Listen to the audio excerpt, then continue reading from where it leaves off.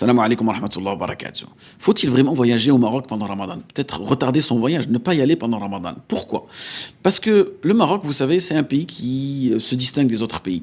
Non pas par sa culture, mais par son emplacement. Et ils ont toujours tendance à ajouter un jour. C'est-à-dire, le Maroc ne gêne jamais avec la France ou avec les pays voisins. Il gêne toujours un jour en plus, un jour en retard, entre guillemets. Donc, une personne qui réside en France, qui réside en Belgique, qui réside en Espagne, en Suisse, au Luxembourg, elle décide de passer le Ramadan au Maroc. Peu importe qu'il soit marocain ou pas. D'accord? Cette personne-là, elle doit prendre en considération les différences dans l'observation du croissant lunaire. Nah. Car cette année, le Maroc a débuté le jeûne, un jour après la France. Donc ils vont jeûner dimanche, Inch'Allah. Ce qui signifie qu'un jeûneur ayant commencé son mois au Maroc et il rentre avant l'Eid dans son pays de résidence, il se retrouvera face à un dilemme religieux très très important que nous allons détailler ici.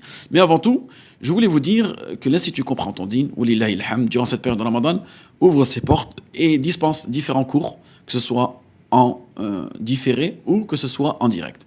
Donc, si cette personne-là, elle revient, et j'ai oublié de vous dire, le lien, il est dans la description, tout simplement, vous allez sur le site directement. Donc, si cette personne-là, Allah yabarik fikoum, en revenant, elle a complété 29 ou bien elle a complété 30 jours de jeûne. Dans cette situation, ils rompent le jeûne avec le pays où ils se trouvent, et là, il n'y a pas de problème. Très bien. Le problème, il est où? S'il se retrouve à n'avoir jeûné que 28 jours, alors il doit impérativement rattraper un jour après l'Eid. Car un mois lunaire, islamiquement parlant, ne peut être composé de 28 jours seulement. Vous voyez?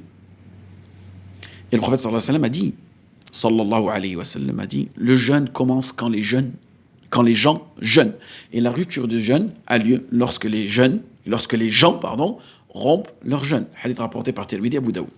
Et vous avez des savants, comme par exemple Al-Shirabani dans son Sharh al-Muhtaj, il nous dit que celui qui voyage et dont le total de jours de jeûne est inférieur à 29 doit compléter le mois après l'Eid. Énormément de savants ont pris cette position parmi les savants contemporains.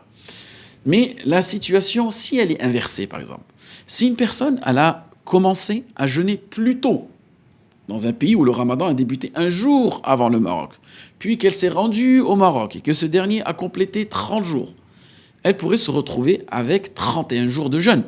Dans cette situation, qu'est-ce qu'elle fait? Qu'est-ce qu'elle doit faire? Est-ce qu'elle doit jeûner 31 jours, ou bien est-ce qu'elle doit rompre son jeûne? Deuxième règle, un mois lunaire ne peut jamais dépasser 30 jours.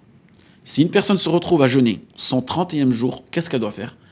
Elle doit alors rompre son jeûne discrètement, sans le montrer publiquement, car elle est dans un pays où l'on est encore en Ramadan. Et certains savants expliquent qu'il n'est pas permis de jeûner un 31e jour, car ce jour est en réalité, quel jour? Le jour de Shawwal pour cette personne. Vous voyez? Et elle ne doit pas donc jeûner. Elle ne doit donc pas jeûner. Mais elle ne doit pas afficher aussi son repas devant eux, qui jeûnent encore. Vous voyez? Et là, c'est là où on voit, walillahi ilham, que notre religion, c'est une religion d'équilibre, c'est une religion d'unité et d'harmonie. Et que lorsqu'on voyage durant le Ramadan, il faut respecter le pays où l'on se trouve et suivre ses habitants dans l'annonce de l'Eid. Car n'oubliez pas que le messager sallallahu alayhi wa sallam nous a interdit de jeûner le jour de l'Eid. Et tout en veillant à respecter le nombre minimal et maximal de jours du mois lunaire. Donc on respecte le mois lunaire et on respecte le lieu dans lequel on est et on respecte aussi les gens qui sont autour de nous. Voilà ce que prône notre noble religion. Et je vous dis à très bientôt. Et n'oubliez pas, pour les inscriptions, c'est dans la description ou sur le site directement.